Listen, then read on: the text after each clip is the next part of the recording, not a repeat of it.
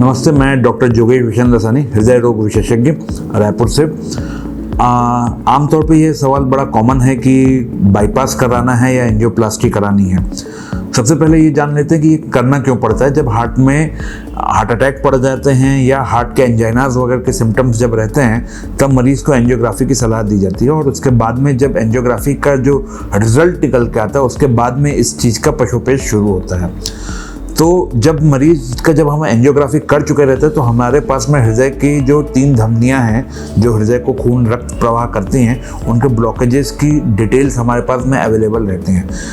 आमतौर पे जब ये सवाल उठता है कि बाईपास कराना है या एंजियोप्लास्टी कराना है, यह एक तकनीकी निर्णय है जो कि एक्सपर्ट के द्वारा लिया जाता है। एक्सपर्ट आपकी इसमें मदद करते हैं, पर आपके पर्सनल चॉइस को भी ध्यान में कई बार रखा जाता है जब सिचुएशन ऐसी हो कि जब दोनों को ही हम इक्वल वेटेज देते हैं तब।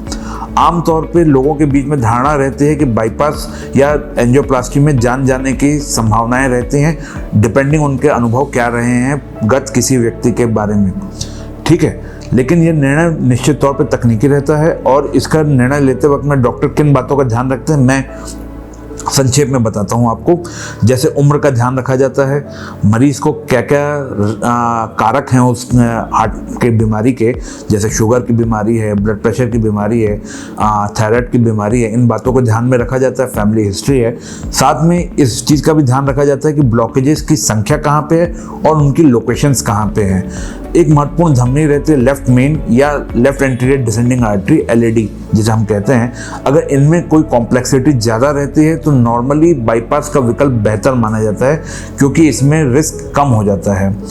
आमतौर पर सर्जरी परफॉर्म करते वक्त में 3 से 4% जो बाईपास में रिस्क बताया जाता है और लगभग 1% के करीब में एंजियोप्लास्टी का रिस्क बताया जाता है। लेकिन अगर एक एंजियोप्लास्टी करते वक्त में अगर कॉम्प्लेक्स लीजन है तो यह 1% जो रहता है ये बढ़ करके 5 से 6% हो सकता है, जो कि बाईपास से ज़्यादा हो सकता है। इस कंडीशन में बाईपास एक बेहतर विकल्प रहता है। एंजियोप्लास्टी के साथ में एक डिसएडवांटेज ये रहता है कि ओवर द टाइम इसका रिजल्ट जो स्टेंट्स डले रहते हैं उनमें ब्लॉकेजेस बाद में डेवलप हो सकते हैं। तो इस कंडीशन में बाईपास प्रेफर्ड रहता है। लेकिन जहाँ पे 1 या 2 स्टेंट लगने या 3 स्टेंट लगने और अलग अलग लगने हैं या थोड़ा बहुत ही ऊपर नीचे होना है, तो उस कंडीशन में एंजियोप्लास्टी एक प्रेफर्ड मेथड ऑफ ट्रीटमेंट रहता है। यह एक व्यक्तिगत तौर पे डॉक्टरों का ही निर्णय रहता है।